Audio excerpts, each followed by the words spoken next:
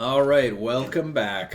It's time for more Year 489 of the Great Pendragon Campaign. In fact, it's time for some of the Year 489 of the Great Pendragon Campaign.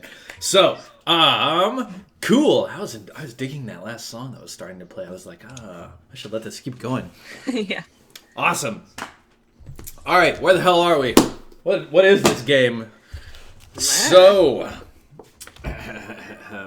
it's time.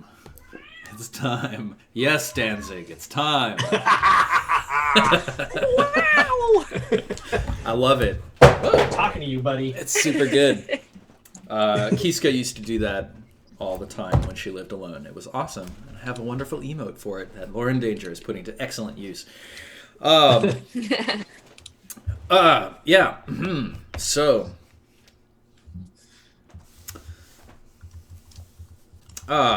Gossip from the court. Oh, having all these great dukes around every spring makes life here crowded. Yes, but it's not so bad this time, is it? Don't you think it's bad news when they're here? Another war? Are the Saxons going to come here again? Listen, darlings, if it's the king and the dukes, then no Saxons are going to get close to here. Well, I'll say that having all these knights around is a pleasure for some of us. Everybody laughs. Yeah, exactly. Like that. Yes, perfect.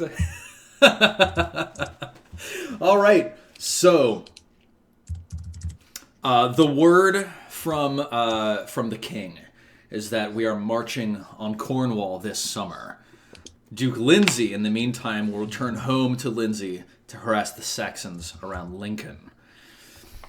Everybody is making grand preparations for the battles. I think the king has decreed that every one of his dukes must muster to him with half of their men for their army. Wow. Yeah. So, what kind of preparations do y'all make? Is there anything special that y'all want to take care of before going to meet King Uther outside of Somerset? Sharpening my axe. Yeah. Prethric hears. Well, I guess when Sir Elid comes to you and tells you what's going to happen, it's time. The king wants to go make war on Cornwall. Like, how do you respond to that news? A little please, a little glimmer to avenge the insults to Earl Roderick's honor, Uther's honor that were dealt to them by Gorlois's behavior last year or 2 years ago. Yeah, Definitely. you had some pretty unfortunate run-ins with some knights of Cornwall, right? That's right. Yeah. The Cravens of Cornwall. Yeah, the Cravens of Cornwall. Awesome. Yes. Very well. Super ready for that. Yeah. Excellent. So, you all make ready and you prepare with your squires and you pack up your horses and you ride out with Earl Roderick, sallying forth across the land, and you make your way to Somerset. Let's see if I can show you where that is. Oh my God! Stop. Nope. Good. Yeah. Excellent. So we'll just zoom in a bit and I'll show our fans at home. Yeah, you're meeting right over here. And of course I haven't changed it so you can see what I'm pointing out. There we go. Yes. Down here. Cool. Yes, King Uther is gathering all of his vassals outside of Wells. And so everybody arrives, and you can see that there's just pennants waving in the wind, snapping in the air. There's a brisk, fresh air on the morning of your arrival. It's probably 11 a.m. The sun is bright. King Codwy sallies forth out of his castle in order to meet with King Uther and parley, and you see him get brought into the big pavilion in the center where the king's court is set up. Yeah, there's like a couple of people wandering around here. Why don't each of you give me an intrigue roll? Sure. Just to like see if you hear anything around the way. Nope. Yeah. All right, cool. Yeah, so, the mood seems energized, but those, especially Nidian, you notice right away that it actually looks like the army is maybe a little bit smaller than you were expecting. Like, I think you have this impression of Uther as he's your high lord. He's the liege, he's the king of this area of land. But I think now that you're seeing, like, if this is half of the force that he can muster, it's actually, you didn't think it would fit in quite the space that it's fitting in. Oh yeah, I mean, when I hear muster, like when you have to give up half of your forces, like everyone has to give up half their forces for this to muster here. I would imagine like some grand army. Yeah. And Yeah. way smaller than. Yeah. Cool. Yeah. So I guess at dawn, the army starts moving, and you're riding with Sir Elid and Sir Lycus, who you've met before, of course, as well as alongside Earl Roderick. Yes. Who was it? Did you approach Earl Roderick with your idea to sneak into the city of Bayeux under the cover of darkness, Nidian? Was that you? He did. Yeah, cool. And then Earl Roderick proposed it to Uther, right? Yeah. Yeah. I think. So it's maybe a day and a half later. The army moves incredibly slowly because it's just a huge force just to like organize and get moving and like pack up and unpack and make camp, things like that. Anyway, around midday the next day, you guys you've made your way down here just outside of Devon, into the Cornish peninsula down here. And Uther has called a halt to the army. So as everybody is getting set up, Uther actually rides over to Earl Roderick. And you see the two of them conversing at a distance, and Earl Roderick sort of gestures over towards you, Nidian. And you see a flicker of recognition on Uther's lined face. He says, he nods. And then he takes his leave of Roderick and spurs his horse over in your direction. How do you receive the king? With great, I wish I could just say great fanfare, but reverence. I mean, it's the second time Uther's seen me in a while. Yeah. I'm really appreciating. I'm really appreciating him coming over to me and stuff. Like I'm still treating like a very like professional king. I'm not worthy, kind of thing, right? Mm-hmm. Yeah, absolutely. He gestures. He says, "Get up, get up, get up," and he dismounts, hitting the ground heavily. Thud. You honor me. Like it's a great honor. You honor me. Yeah. I keep like praising like you honor me, like asking me to come here. Yeah. He shakes the dust off of himself. He's a little bit thick set. He's well muscled but also well fed. And he looks down at you and he holds out his hand and he grabs you by the shoulder and he lifts you up. He says, "Nidian, what was your father's name again?" We ask this every time. We do ask. Dadian. It was Dadian, that's true. Hang on. Ellen? Ellen? Is it right? Pellin. Yes. Yeah. Yes, it was Pellin. Yeah, so, yes, he lifts you up and he claps you on the shoulder and says, "Pellin, son, Roderick tells me it was you who proposed the maneuver at Bayeux. My son, he says it was viciously effective, divided the forces, and guaranteed your victory for the Praetor. Is it so?" Okay. I definitely say yeah, but I'm thinking more like I'm trying to think of the like the humblest way of saying it. Like, yeah, I think it did have something to do with it. It's like, yeah, we did have some measure of effect, but it was also, and I actually am going to praise the other side of this offensive here. I'm going to say I heard Sir Roderick's other knights, like Sir Roderick, cleaved a man's head 50 yards or something like that, right? Yeah.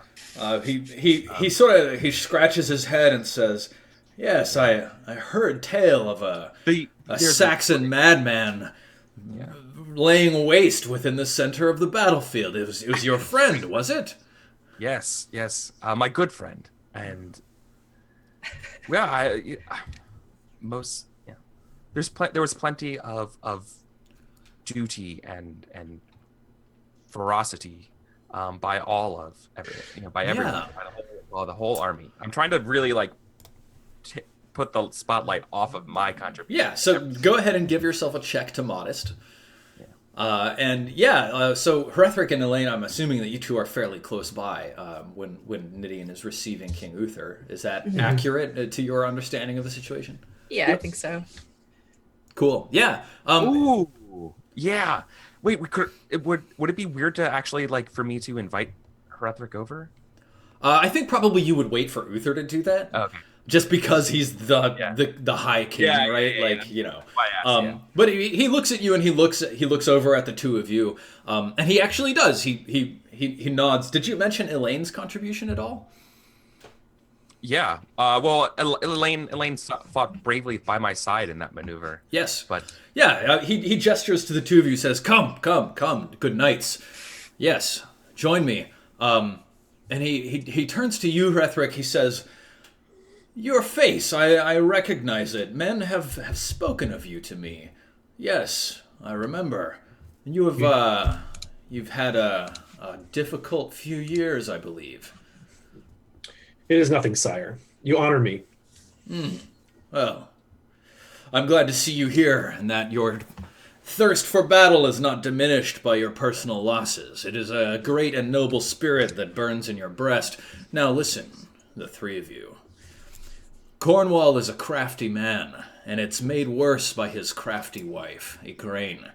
She is no simple lady, that one. I have fear for what may be happening at the battlefield. We have agreed on it. It is chosen, and the date of the battle is set. I need someone clever on my side. I need to know what they have planned.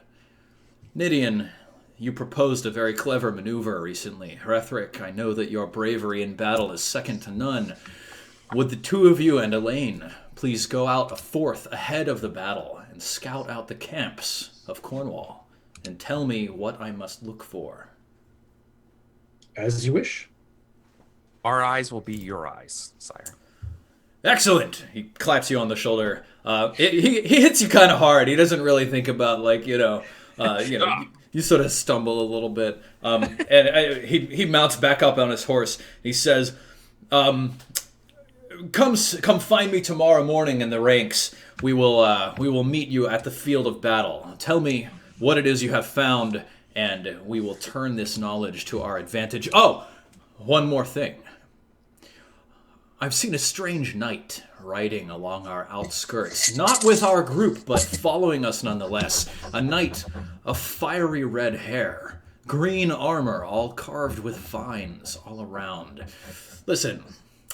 Tell me, if you see this Knight of Flowers, see if you can convince them to join us. I think that their sword arm would be valuable to my cause. And then he turns and he spurs his horse and he gallops away through the lines of the camp that's being laid here at the edge of the forest. Sweet. That's good because it's good. I didn't have to tell King Uther that they really want nothing to do with you, right? If I recall, after meeting the Knight of Flowers, being like, that person's just a upstart. Yeah. No. Okay. He probably doesn't care. He's the king. He doesn't care if people don't want anything to do with him. That doesn't matter. Okay. The spirit wilds don't care about human affairs. Okay. Yeah. Then probably when we're leaving or whatever, I tell you two, being like, I hope I'm not the one who has to convince the Knight of Flowers. Yeah, nice. All right. So, are y'all setting out right away, or was there anything that you wanted to take care of in camp? Oh, I see. So he wants us to scout out and report back tomorrow. Is that? Yeah. Yeah. Let's go. Cool. Yeah. let's do it. Reconnoiter. Yeah, all right. Who is, like, Uther told you, like, he made specific directions to you about where the location of the battle would be met. So you know that it's in the hollow of a plain just south of the arm of a forest across the river, that sort of thing. Yeah, so you set off on your way. Who is leading the group through the wilds? I have a pretty good awareness. What is that, hunting? Well, so there's awareness in hunting. I think for something like finding a camp, it's probably more awareness. Since hunting is more like, can you find a single track or a spore or like a broken branch, whereas this is like, can you see the smoke on the horizon or the mud churned totally. up, floors. So Hrethric, give me an awareness roll. Is it possible for us to act in concert here and help one another? Sure. Why Elaine, not? Elaine, would you help me? Can we form can I direct people to form into a bit of a skirmish line? Basically, I'll take kind of center point, and then everybody can fan out on the sides, and then same thing with our squires can expand our line a little bit too. Yeah. Yeah. I'm just looking for a bonus here. Yeah, absolutely. I'll give you a +5. Beautiful. For good tactics. All right. Oh yeah, nailed it. Pass. Crushed it. Okay, yeah, absolutely. So you set out, and after a few hours of riding, you ford the river, and you find yourselves in a hollow where there's forest on 3 sides, a nice large field that's fairly open. You can see the lay of the land is it's actually a fairly nice sort of battle site. It's not too churned up. There's not like a whole bunch of big boulders that will break your horse's legs or things like that. And over straight in front of you, straight to the west, the forest is a bit thinner, whereas up to the right, the forest is quite thick. And you can see just beyond this thin line of forest, you can see heavy smoke rising in the air. You can maybe even hear, just very faintly carried when the wind shifts in your directions, you can hear, the sound of horses and, some knight shouting to their comrade or something like that. Mm-hmm. Yeah. How are you going to make your approach to see more specifically what's going on? Elaine, you have any suggestions? I mean, is there cover where they are? Can we easily approach them without them seeing? So let's see. I wonder if I can use a skill to give you more information. Give me a battle check, Elaine. Oh gosh. You've got a decent battle Oh, that's skill. not bad. Yeah. Oh yeah, absolutely. So the thinner forest that's just ahead of you is obviously where they will be approaching the battlefield from, and it's maybe even been thinned out intentionally to allow passage of a larger group. So that spot is a little bit riskier, but if you swing around to the right through that thicker forest up to the north, and you sort of stay in there and you poke out on the side, you'll be able to much more clearly see what's going on in their camp without being seen yourselves. Sweet. Yeah, let's approach from the woods. Okay. Get as close as we can. Cool. Yeah, you ride into the woods and you bring your squires with you. The going gets quite tough for your horses, and they make a little bit of noise anyway. So it's probably best for you to advance and do your final scouting on foot. Yeah. Sure. Totally. Cool. Yeah, so the 3 of you, you start sort of advancing slowly through the brush. Not necessarily being very stealthy or anything like that, but just being cautious, knowing that you might meet somebody, and then it'll be you might have a personal challenge or something like that. But nobody's just going to come out here and kill you. The worst that they would ever do is capture you and ransom you, and that would be it. So yeah, you're on the northern side of the camp of Cornwall, and you come out of the forest. And it's quite dense and thick all the way up until you finally push aside the last few branches. And then you can see, and just out in front of you, there is a very large force filling an artificially created clearing in the forest. You can see probably 300 or 400 knights as well as 3 or 4 times that many men-at-arms, just like peasantry with bows and spears and stuff like that. Just at the first glance, immediately, you can tell that the force here is slightly larger than Uther's force. Okay.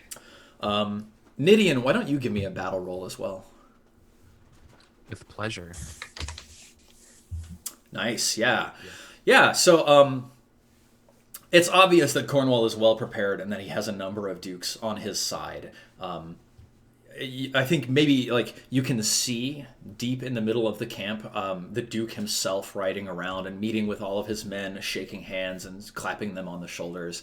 There are a few scouts and you see them sort of take notice of you, but nobody actually does anything. Not really. Nidian, looking at the size of his force and the composition of his army, it's also obvious to you that the site of battle is dangerous for Uther, that he's going to have his back to a river, and that the amount of bowmen actually that Cornwall is bringing to battle will have no problem setting up a fire on the retreating flank. If Uther's army ever had to retreat, it would be a dire situation. Oh no. Oh, yeah. You probably. Is there some sort of like drawing skill that I can like crudely sketch their camp or like write down what we're seeing? Honestly, I think that would almost just be your battle skill, but you can definitely report back accurately what you've seen. Yeah. And the two of you, especially between your combined efforts, will be able to give a very good impression of the situation of what's going on here. Yeah. Your instinct when you look at this is kind of to blanch and say, so this is what we're going up against. Hrethric, how do you feel about what you're seeing? Well, so I'm waiting for them to get done with their assessment. Hrethrick's kind of like staring at the sun or something. But then he's like, so we should go tell them. But he doesn't mean Uther. We need to let them know that they're going to get crushed tomorrow. Yeah. Like I'm mounting up to go talk to Gorlois to let him know that, we're going to join battle tomorrow and he should be ready. This isn't terribly strange. Like it wasn't a function that Uther asked you to perform, but it is customary for like messengers to be sent back and forth between armies to just be like, we're meeting here, right? We're meeting at 10 a.m., right? We're gonna start battle at noon, right? Like, yeah, it's true. Yeah. Okay, so you go get your horse and you mount up. Are the two of you accompanying Hrethric? Yeah, I get if we've seen all there is to see. Yeah, like, we're too far away to like overhear anything. I think you have a strong overview of what the situation is. Yeah. Situation, yeah. So Hrethrick's also, he's naive, but he's not a fool. So as we ride down into camp, Hrethrick is looking for their weak flank, right? Hrethrick is looking for a place where, as we ride through, where could 10 knights and their squires apply force and begin a rout, right? What angle would Hrethrick want to ride in on, right? Not the van. He's never going to get the van in this, right? Because the van is going to go to Uther and Roderick, right? So Hrethrick is thinking, where can we carve in and hit, Gorlois or whatever, his command in the side. Yeah. Or rout the men-at-arms, rout the archers, and clear the way, or something like that. Like Hrethrick is, he also thinks that this is incredibly valorous to go down and drop the gauntlet in front of Gorlois, but he's he's keeping an eye out. Yeah, very cool. Why don't you give me a battle test? I hate you.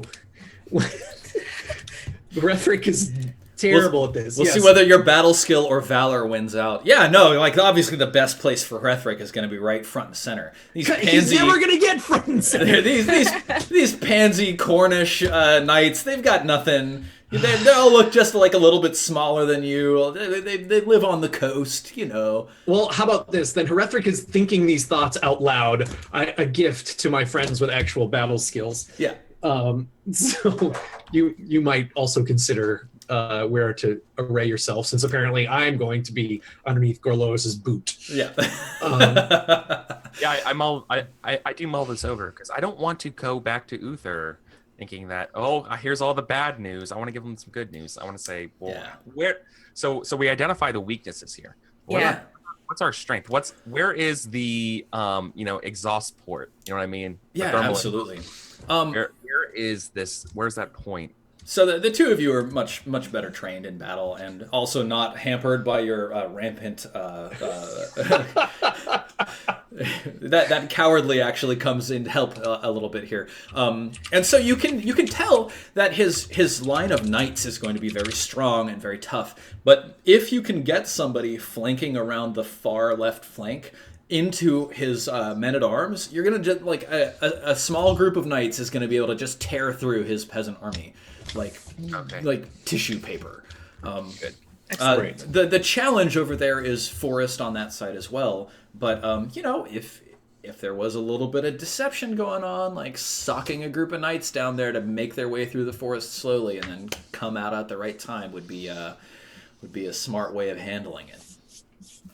Yeah. So you get into camp, and there are guards posted, of course, and they hold up their hands and they say, "Hail and well met, travelers! Halt! We can't allow you into our camp. But tell us your news."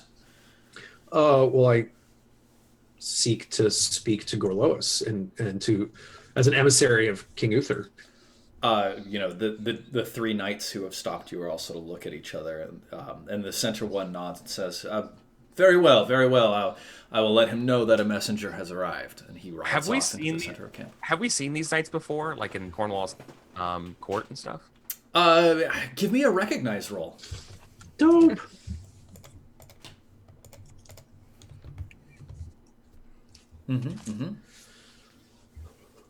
Herethric, were you trying to recognize Everyone? as well? No, in Herethric's mind, he murdered all those knights. Yeah, there was a lot of murder that happened. It's true. No, Yeah, you don't recognize them. It's plausible that you might have seen them before, but you were there briefly enough. You know. Exactly. Okay. Yeah. So Gorlois comes riding up, and his cheeks are a little bit gaunt, and his eyes are a little bit distrusting.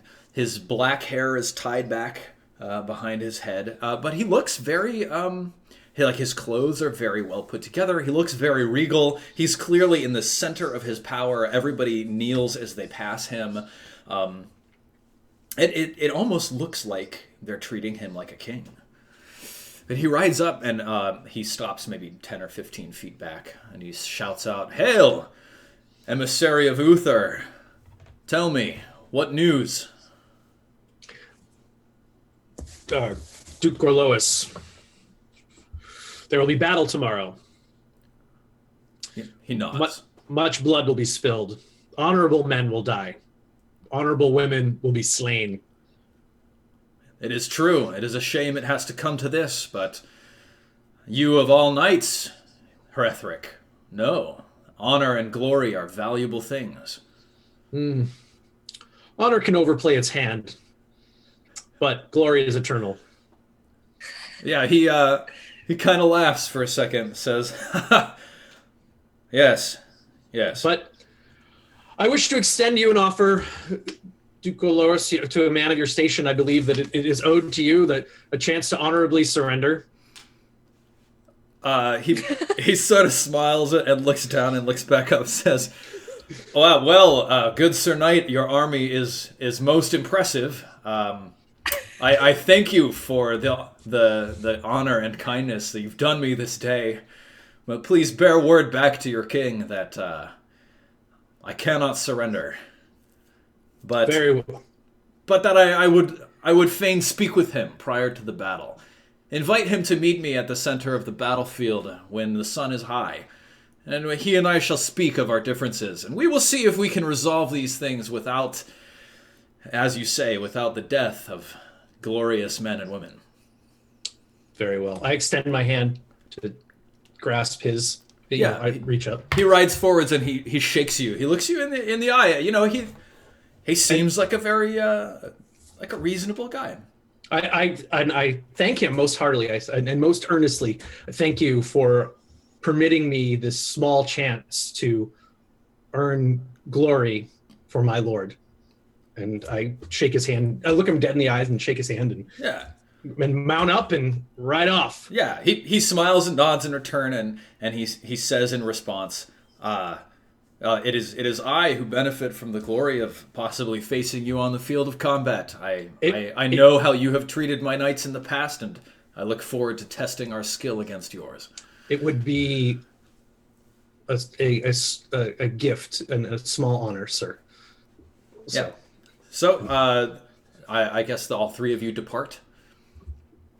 Yeah. Yep. Nice. All right. You turn around and begin riding back the way that you came. Each of you give me an awareness roll again. Pass. Nice. Ass. Okay. Woof.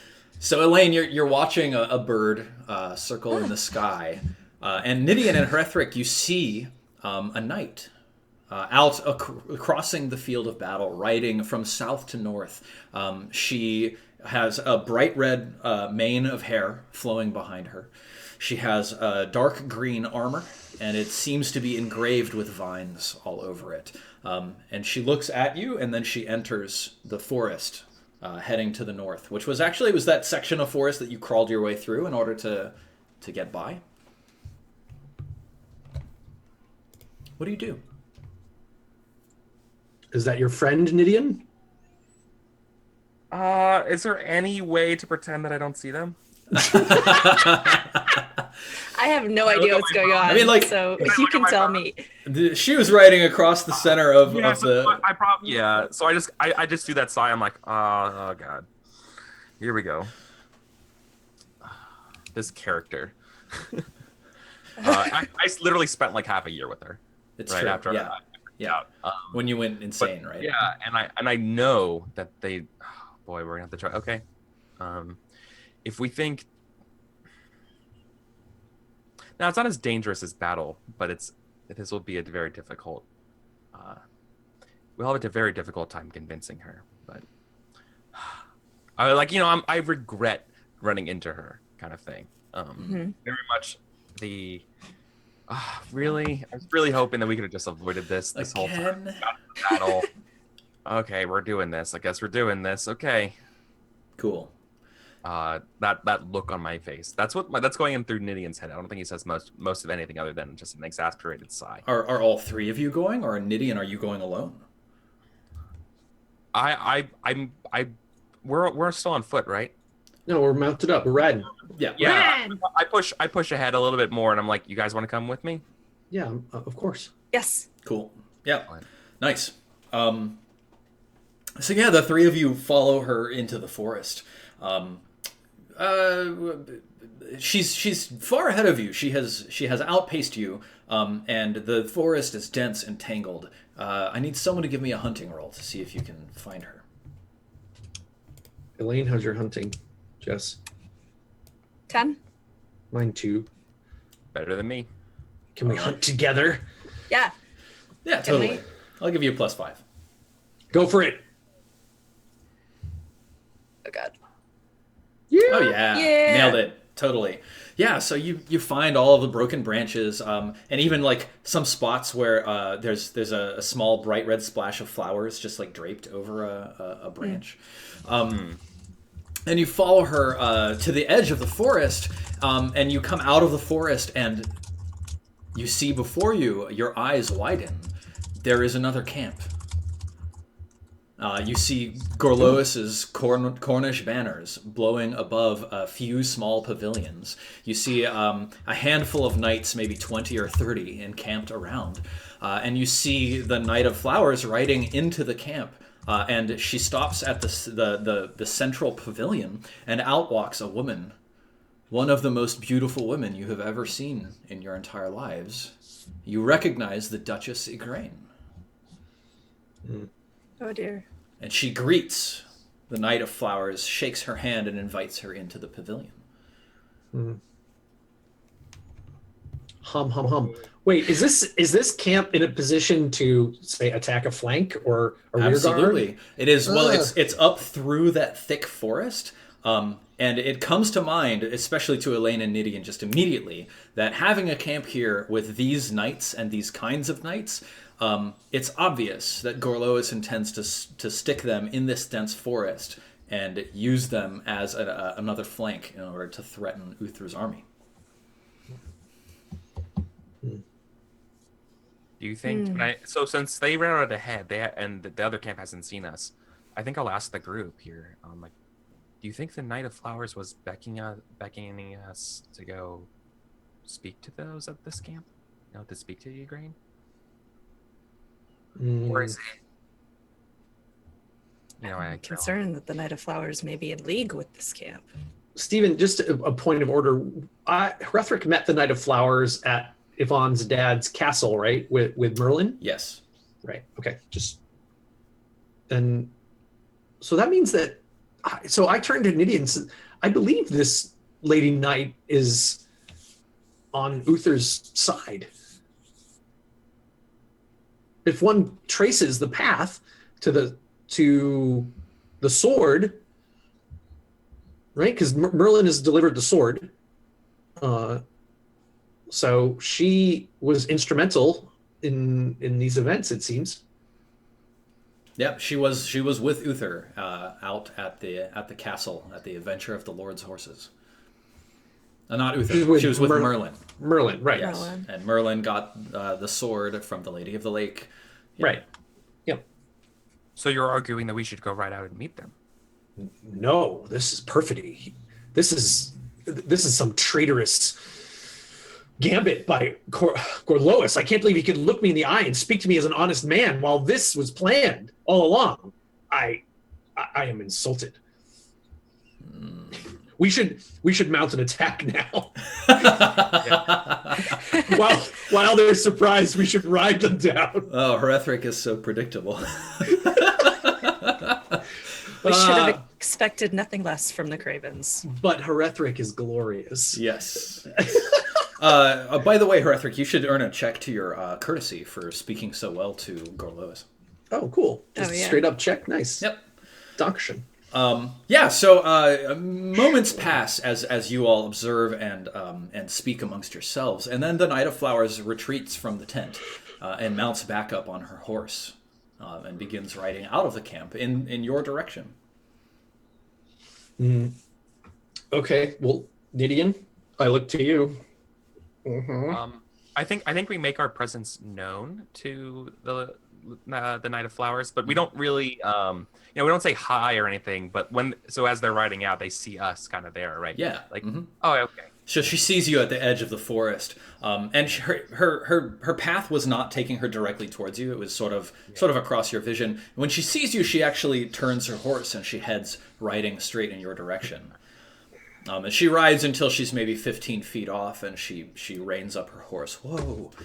And then she calls out. She says, "Hail and well met, fair knights of Uther." Well met, Knight of Flowers. Well met, Green Knight. Tell me, what brings you here? Chasing phantoms through the forest. Nice. Yeah, she laughs. Her laughter sounds like bells, like jingle bells in the forest. Oh. Yeah. She says, "Well, if that is all your goal, then I invite you to continue your chase, for I must head back through the forest." Where does your destiny take you? It takes me back to the village of Imber, which is my care and my ward. I must see to its safety and its spiritual health. Does Hrethric know where Imber is? Mm-hmm. Where Imber is the village that you all went to for the first adventure, where you fought that fairy bear, and it's where you had the pagan sex ritual. I did not. But well, some of you, one of you, one of us. Yes. Very well. So you will not be joining in the battle? milady? Oh, I would never fight under King Uther's banner. I see. Nor fight under Duke Gorlois's banner? No, I must confess the Lady Igraine did come to me and ask me to join her forces in battle. However, I have let her know that while there is something in her close to the High King, and the same for Uther, I wait for another. Indeed. Is that a genuine answer? Yeah. Can we? Yeah. Yeah. Roll an intrigue. That begs the question. Yeah. Okay. Yeah, roll intrigue. Maybe you'll detect more. Oh, damn. Ooh. Yeah, she's probably telling the truth. Like, knights don't lie. That's not a thing. That's not knightly. Yeah. True. Ooh, I have a question for her. Yeah. Unrelated to this. So actually, I actually might say, like, unrelated. Would you mind telling me where I can find the prettiest flowers that you know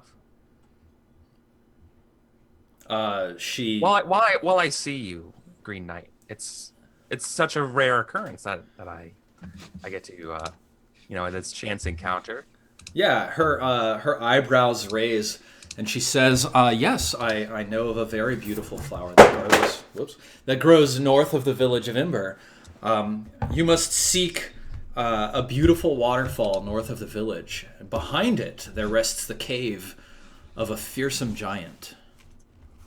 Dope. Be careful if you go there, for he is a ferocious defender of his realm. However, back within his cave, there is a beam of light that shines from the sun at its purest height. There is a beautiful red flower that grows within the cave, blossoming only at night." This sounds amazing. Herethric is interested. Perfect. So, Imber... Obviously, in my head, it's like, I'm getting this flower for Jenna. Yeah. Yeah. But instead on my face is very kind of like, nodding, like, yes, that sounds very amenable. Yes. In the meantime, I'm like seeing ching, ching, ching, ching, ching. Got it. This is jackpot. Awesome. Perfect. Oh, thank you so much for your wisdom and knowledge of these areas. Yeah, she inclines her head, and her soft red hair caresses her shoulders. She says, "I must be going. This place is going to be the site of great bloodshed on the morrow, and it is not to my liking." Very well. "Good day to you, fair knights. I wish you good luck in the battle, and much glory to the three of you." And then she spurs her horse.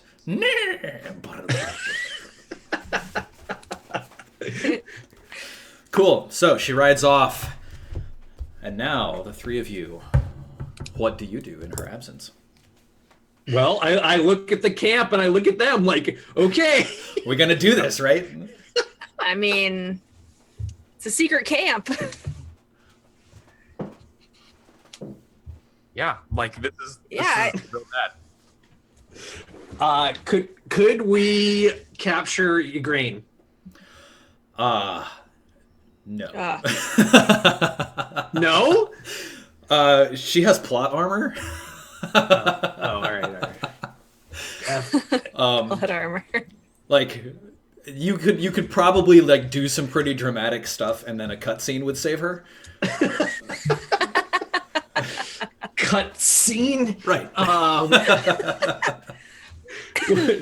All right. Let's just do what we were ordered to do then, and report back to Uther.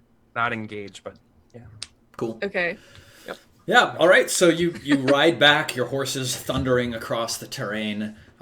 You ride back to camp, and you find Uther.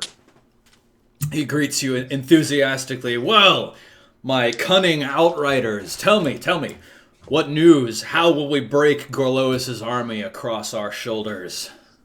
So Herethric is just about to start like with the charge right down the center when Nidian interrupts him. Nice. But I stopped you. Right?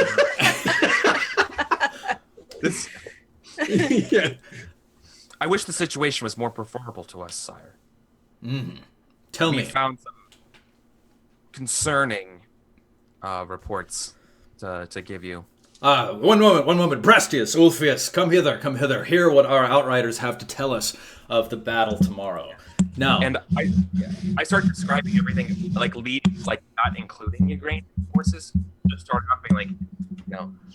So I'm the armies of Cornwall are. You said they have more bows or something, right? yeah, they have a large men-at-arms army, as well as they've got a slight advantage on knights as well. Yeah. But they don't outnumber us like 2-1 or anything, right?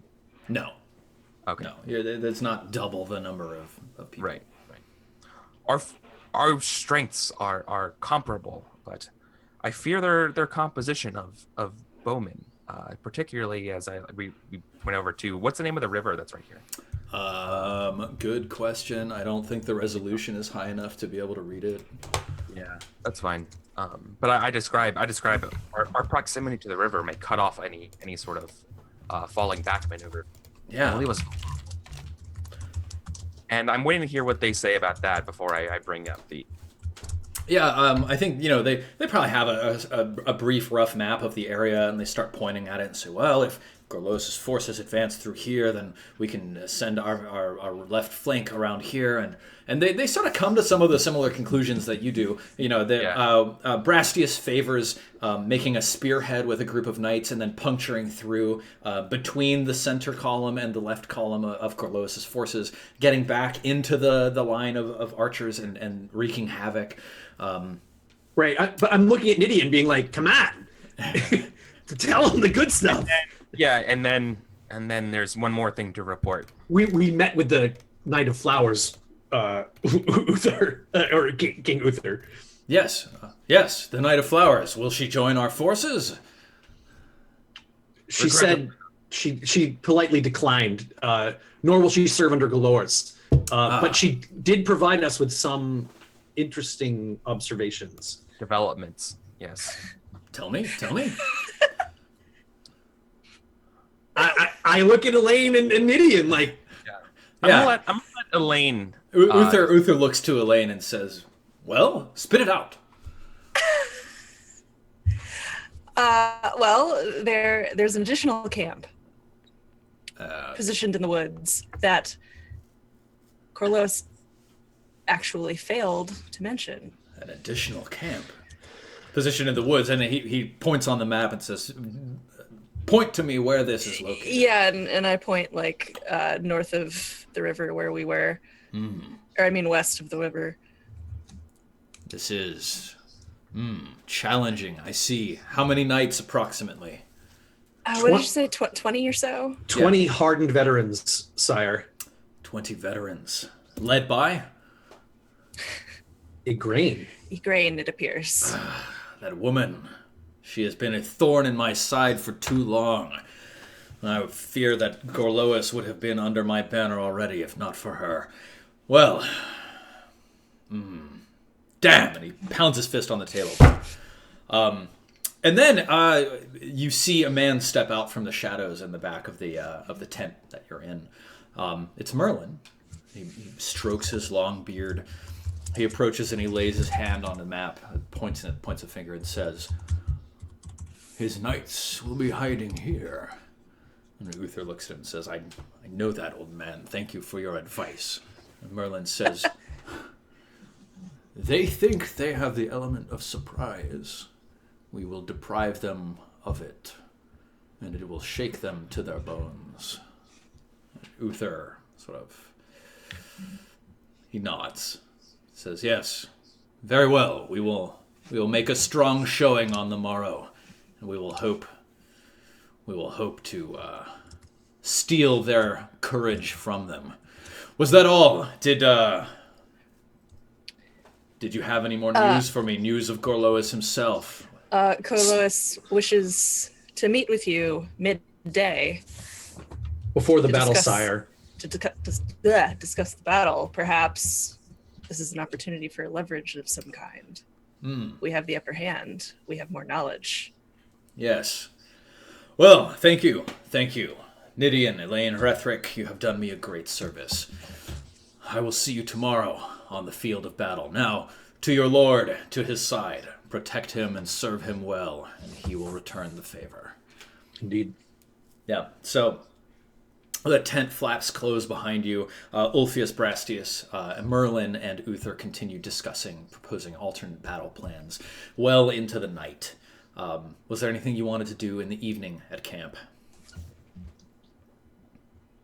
Sharpening the axe. Yep. Your axe is going to be razor sharp. Just the slightest touch, heads are going to go boop. That's the idea. All right. So, on the morrow. Yes.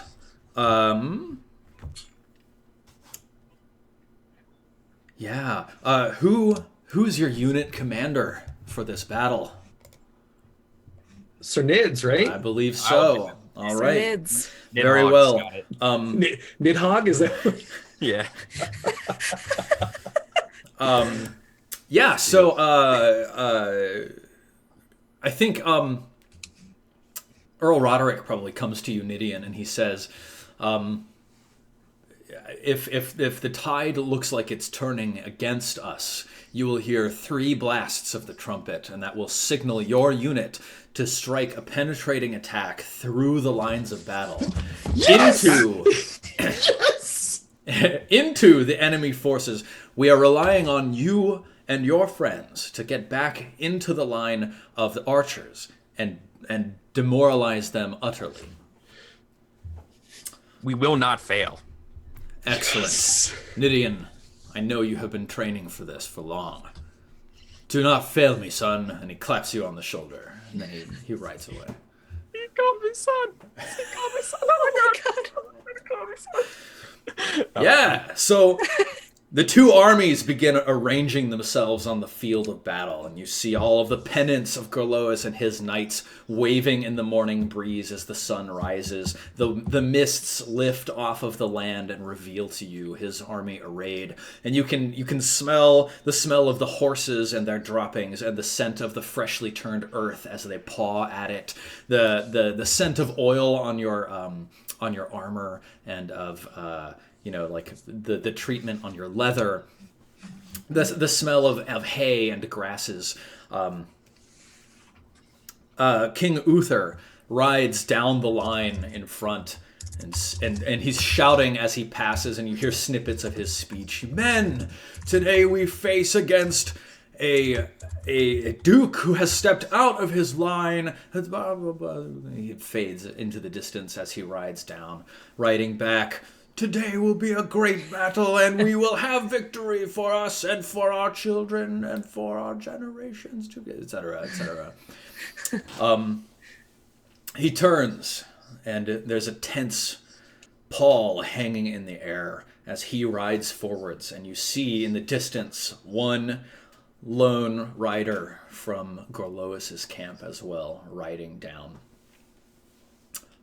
From your side, from your line, a second rider breaks away. It's an old man with white hair flowing down his back and a long beard, a large flowing brown robe covering him on the horse. He rides up to the 2 of them. Our camera swings towards the center of the battlefield. Off in the distance, we see mighty Hrethric, Elaine, and Nidian with his owl emblazoned on his shield. And we see Gorlois and Uther approach each other.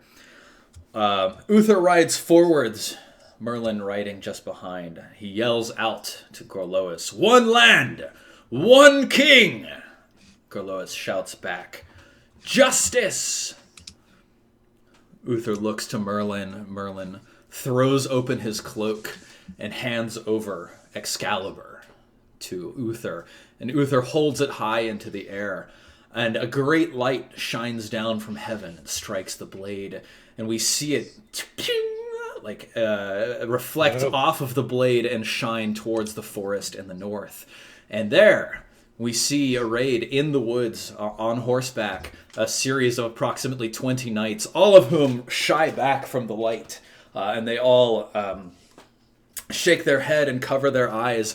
The entire force of Gorlois' army sort of you see all the horses sort of stamp and rear back, and Gorlois looks on in awe at the force of this weapon that has been revealed before him. Whoa. You can see all of his nobles sort of exchanging worried looks. The knights in the forest break, and they retreat back into the woods. Uther says, Merlin says, "Behold, the sword of victory, forged when the world was young." And the Duke steps back towards his lines, and a few of his nobles ride out to meet him, and he holds a hushed parley. You can just hear whispers. What should we do? The Duke returns. He addresses Uther. It says, "And if I surrender, what do I get?" Uther replies, You get! And he holds the sword on high, and Merlin places a hand on his shoulder and whispers into his ear. Uther looks at him and looks back at the Duke, says, "You get all the land from here to the sea to hold for the king." Gorlois looks back at his line, looks at the army in front of him, and shouts so that all can hear, "I accept!" He holds out his hand for Uther, and the two of them clasp arms and shake, and both sides erupt in cheering. All right. Satisfied that there will not be any unnecessary bloodshed today.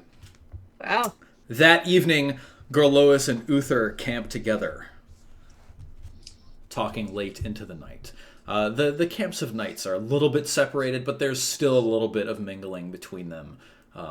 People exchanging good graces and drinking away their high nerves in tension at the afternoon's battle, narrowly avoided. So, each of you gains 50 glory for witnessing this exchange. Ooh. And that is the end of the year 489. Wow. In the Christmas court, at the royal court, the king is in a very good mood. Prince Madoc is heard saying, "We're not afraid of the northern Saxon kings. They had to withdraw from the siege of Eburacum. We're going to fight Octa and Eosa next summer." And you hear you hear Ol Roderick comes to you and begins talking of battle plans and talking of meeting the Saxon kings, Octa and Eosa.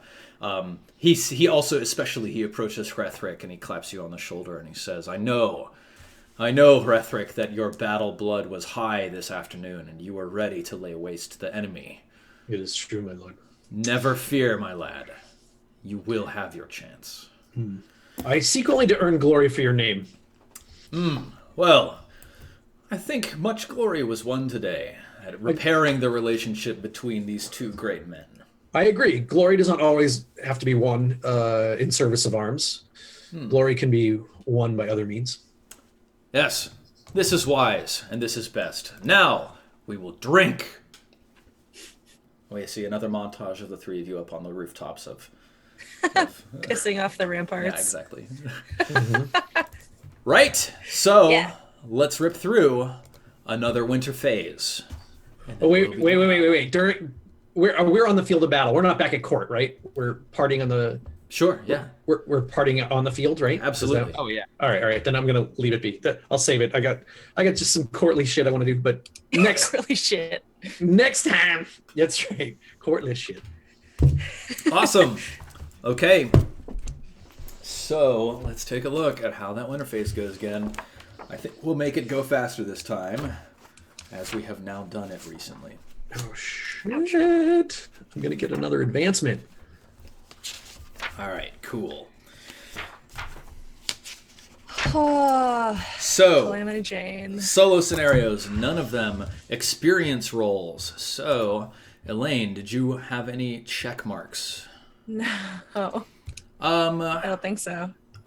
I'm going to give you one to hunting Sure. Oh, okay, that's fair. because you helped Totes. out. Yep, absolutely. Yeah. So go ahead and roll a check to your hunting. Nope. How about Hrethric? What do you have? You gave me a courtesy for Glorious, which I passed. But also my intent there was generosity. I was I was extending the generosity of myself and my lords to Galoris in offering him the chance to surrender. That is very fair. Yes. Do you want generous or merciful? Well, I'm merciful. Okay. Yeah. Go ahead. Oh yeah, nice. Fuck. I should have taken generosity. Yeah, I know, right? All right, I'll take it. Cool. Okay. And Nidian. Actually, Hrethric, give yourself battle as well. A check for battle? Yeah. Maybe I learned something ambiently from my friends. Well, you also did a battle test in order to do something. I'm fairly certain. Woo! Okay, battle goes up. Yeah. Could I argue for a roll for intrigue? On account of? On the account of us being in camp, and I've failed several ones in the past. I feel like I might be learning a little bit more about the courtly ways of learning of how people hide and change, and sure, yeah, totally. Their true intentions. Yeah, absolutely. Nice. Barely, but you made it. An increase to intrigue. And then my other check I actually had was just modest. So Yeah. Hey, Nice. check it out. 16. That gives you Nice. another 16 glory this year. That's Awesome. right. Yeah. That's right. Okay, stage 3, aging. Everybody increase your age by 1 year. And your squire's age by 1 year. So, Dwinwin, 25. Squire. 19-year-old Emma, the young Ellen Page. Yeah. All right. Now, again, economic time. All right, so first, this is the year 489. Your normal income, put it into the normal income sheet. Your investment income, so that's 1d6 for her. Income is 1 to 6, right? Yeah, there we go. Cool. So that's 4. Cool. Anticipated income, manorial luck. Right. Cool. Let's.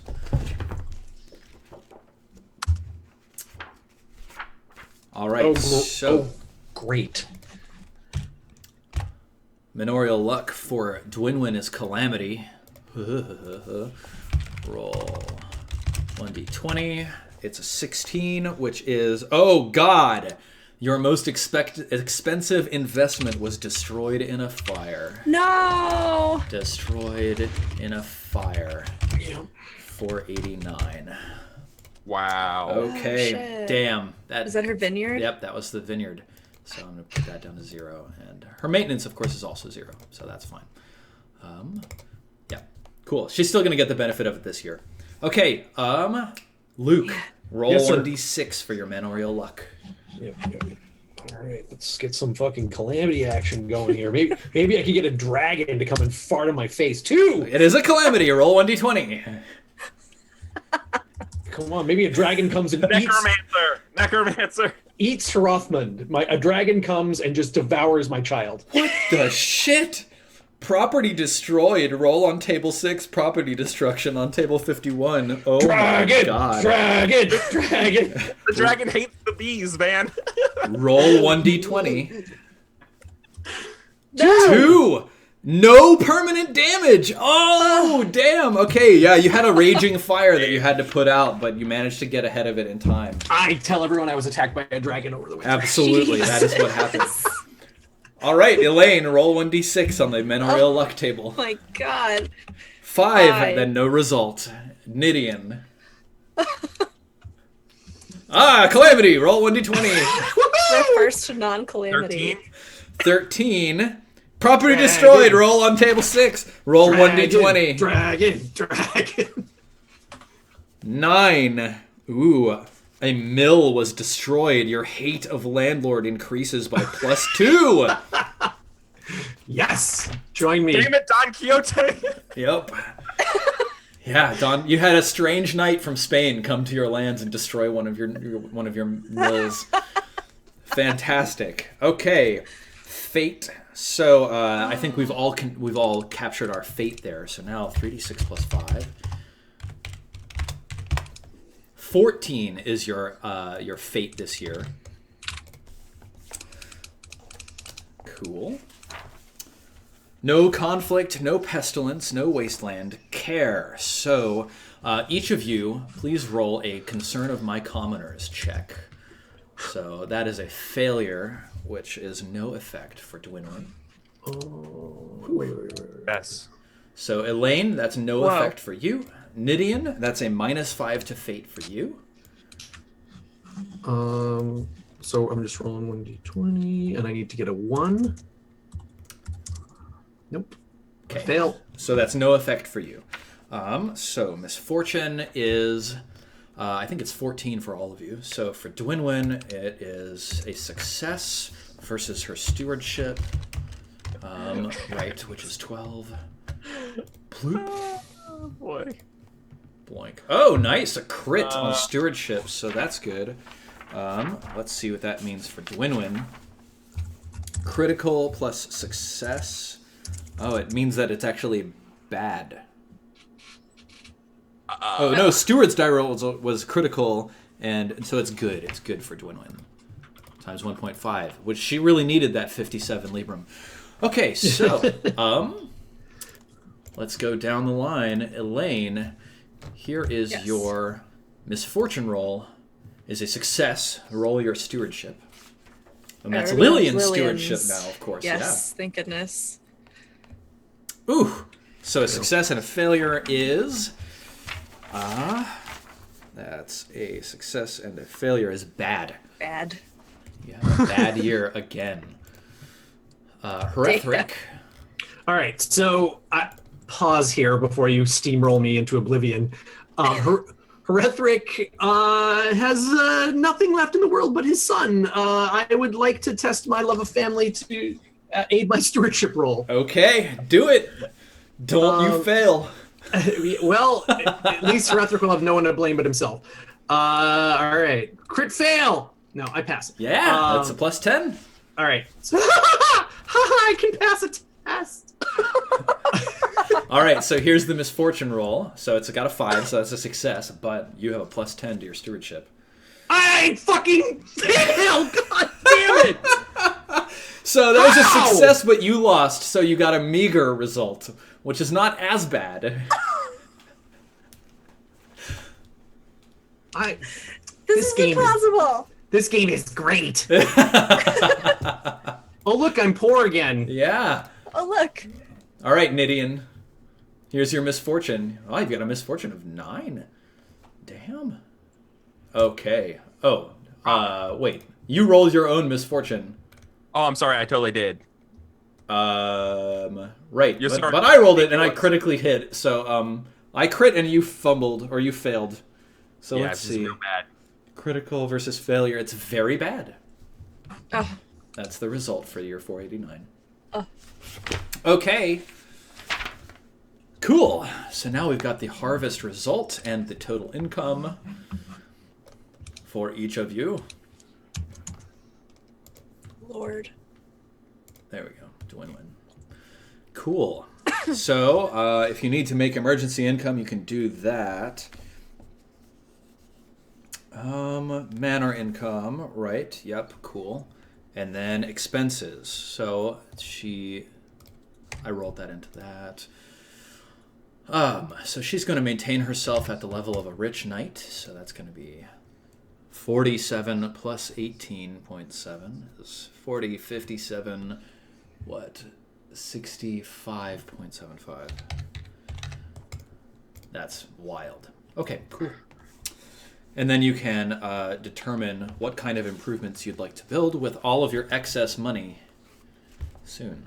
And it's a shame that Dwinwin isn't here to just give you money because she has a ton of it. So what's the what are the factors of something that's very, very bad? You should just be able to go to harvest and just go down to the VB. Oh. So that's times 1/4 for you. Got So it. you There we earned 1.75 Libram this year from your manor. I am going to go to my mother. Okay. Herethric is going to go to his mother Yes. and ask her, which she's still married. Her husband hasn't died, right? I think so. I'm going to ask her to take care of Rothmund because she just lost Manfroy. And I mean, she can see Rethric's cloak is threadbare. Yep. Rothman's He's looking thin. a little gaunt. He's looking, gaunt. I mean, so this is Rethric is swallowing what little pride he has and going and saying, right, and explaining, and just matter of factly that Yvonne has died, baby Yvonne has died, Manfroy's died, Rothman is not doing well. So I'm going to ask if she will take Rothman. She agrees, and she embraces you in sorrow. And please make a test for your modest to see if your modest increases. No. Missed it. Okay. All right. Okay, yeah. Baby Rothmund is now in your mother's care. Are you imagining that means that you don't have to roll the child survival roll? Or it could count as emergency income for basically that. I mean, that's what I'm asking for, Steven, is I'm asking for help, so that I'm not, he's not living as an impoverished knight. We're going to live as a poor knight again this year, but yes, So I'm asking for help there. Either if you want to count it as emergency income for mom, or that he lives under mom's conditions or whatever. It's up to you. I think probably what that means is that he counts as her child, and that means that the only way he's going to die is if you roll death in family, mother or whatever. Got it. Okay. Yeah, so you don't have to roll on the child survival table. At least you've protected your son that much. Great. Okay, so this breaks Rethric's heart, by the way. This is not what Rethrec envisioned for his rise to glory. No. Rethrec, please roll on your stable roll. Yeah. Cool. 18, your horse is fine. Elaine and Nidian, you don't have any special horses, so that's fine. Nidian, you're not getting married because you've been spending some time flirting with Jenna. Yeah. Cool. Can I do anything to improve my odds with her right now? Why don't you roll a courtesy? Fuck. Oof. Yeah. Okay. Your first winter of flirting with Jenna is, it's a little rocky, but that's okay. Oh, that's fine. Oh, of course. No, you're playing the long game. Can I do something? Yeah. Can I do something to help her out here? I say I will promise you by the end of next year, I will retrieve to you the prettiest flower I've ever seen. Oh, yeah. She's kind of like. Let me make up. Let me make up to you. Let me get this. The prettiest. Yeah. Okay. Can I play wingman here? Yeah. And he will slay a giant to do it. But what I'm really doing is I'm flirting with Jenna. And in fact, I don't know. Next time we're drinking up on that wall, dude, just make sure you have good footing, because it's been a little slippery. In fact, I don't know if Jenna notices, but I have way more glory than Nidian. It's true. Yeah. Earl Roderick notices. Shall I roll a courtesy here for this or flirting? Yeah, I think this is more flirting, actually. All right, I get a +3 because of my fucking glory. Oh, look, nice. I pass. Oh, wow. Yeah, that's pretty awesome. Yeah, it's like Nidian comes over and he's like, I'm going to bring you the prettiest flower. And Rethric's like, and the head of a motherfucking giant. And she's like, yeah, brah. Cool. She's like, yeah, I want that. There are a number of other knights, men and women, both vying for Jenna's hand.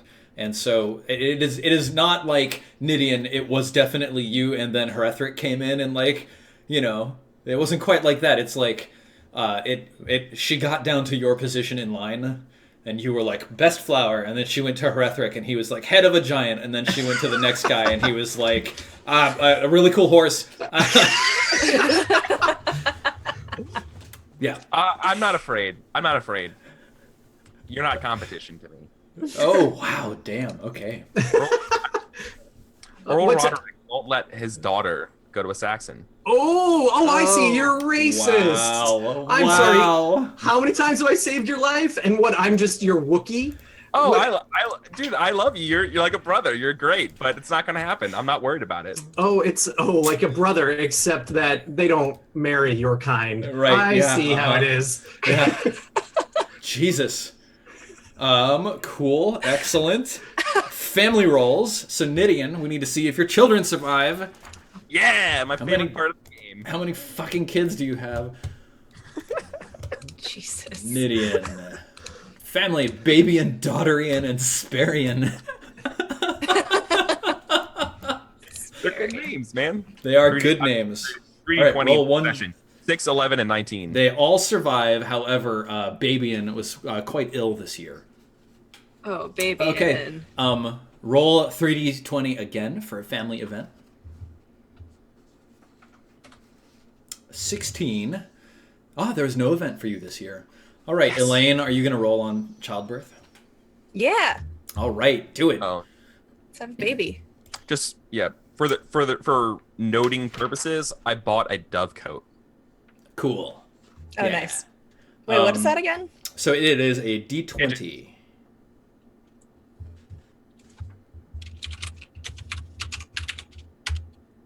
Six. No children, alas. Hrethric, I'm assuming you are maintaining your chastity. That's correct. Okay. We should give you a check to that next year, at least. Oh, next year. Cool. Yes. I'll remind you. Put it on your sheet now, and then we'll do it when it happens. Good. Okay. Now we are to training and advancement, training and practice. Shit. So once again, any one of these three things may be done by you. Okay, so can we talk a little bit about flirting and what's the advantage? The advantage is purely narrative. Okay. The advantage is currently mine. Yes. For you. All right. Let's see. All right. D6 skills. Watch me get 2 skills again. Oh, +1. 4. Okay. So let's see. Not the worst. It's not the worst.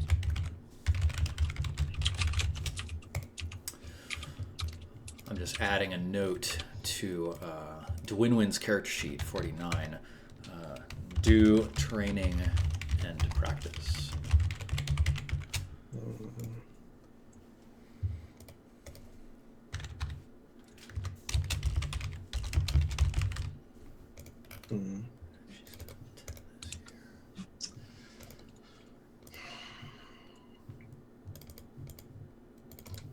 Let's see, 21 acts or 16 modest.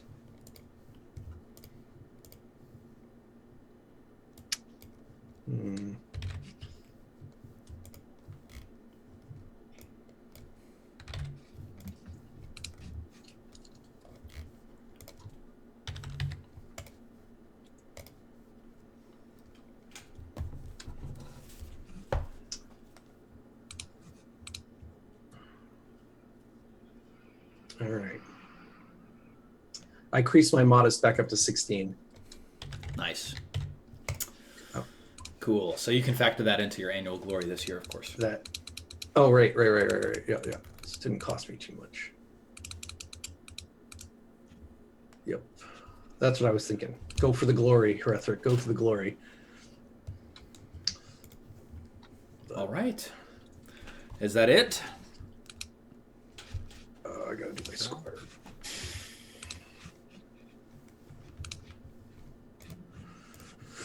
Yeah, I think so. How does the squire work? Is the squire an alternate character? Yeah. He has 3 skills: battle, horsemanship, and Right. But I mean, First like, aid. if Hrethric dies, do I play Walter? yeah, totally. All right. And then do I keep these skills as a base? Yes.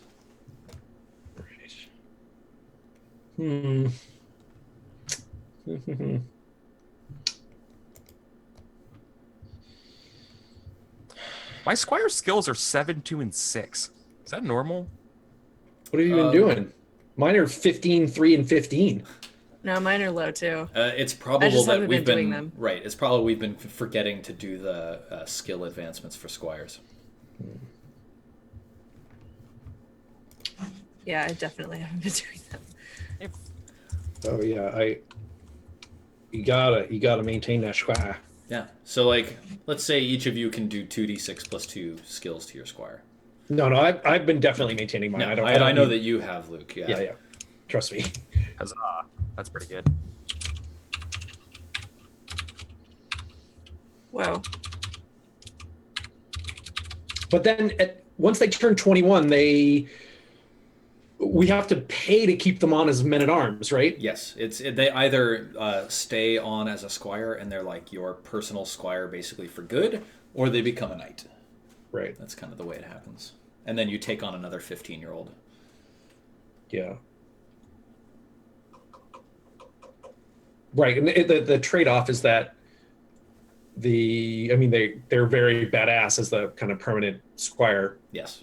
but they can't advance into knighthood. Right.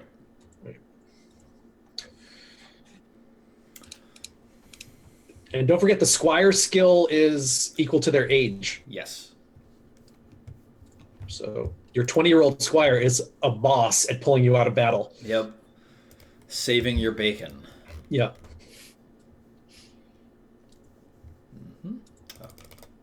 There we go. Cool. All right. So make sure that you've tracked your annual glory, which should still be mostly the same, and then any extra money that you've spent, but I don't think any of you had any extra money to spend. Cool. So that's going to do it for today. So huge thanks to everybody who chose to turn in and watch today. It was a really great session. I loved seeing both of the winter phases and then getting some really cool adventure stuff happening in the middle. It was super good.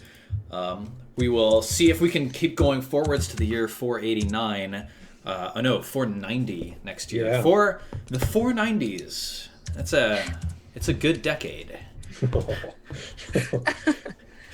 So, let's do some shout outs. Luke, why don't you kick us off? Hey, what's up? As I mentioned at the top of the show, the Burning Wheel and the Burning Wheel Codex are back in print, so head over to burningwheel.com and check them out. Super excellent. Silden, what about you? I'm Jess. Thanks for watching. Follow me at Silden on Twitter and the rest of the internet. Go to silden.com to look at my art and schedules and stuff like that.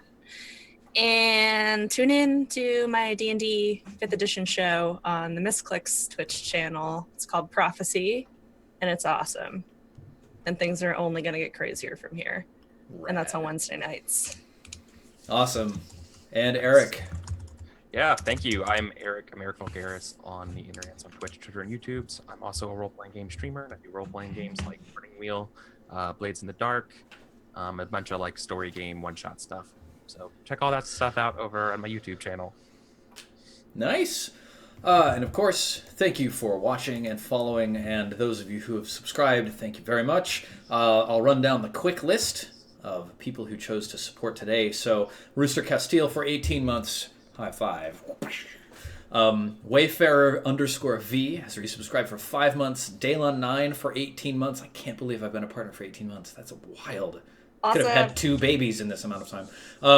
Lauren Danger has resubscribed for 6 months. Thank you very much. Mythalian just subscribed. Wan Jockey has just subscribed. Thank you both for your subscription. And Romacon has resubscribed for 4 months, in addition to doing all sorts of super dope changes to the King Arthur Pendragon character sheet for us. So, thank you to all of you who have chosen to watch, follow, and subscribe to the show. See you next week, and I hope you have a wonderful week.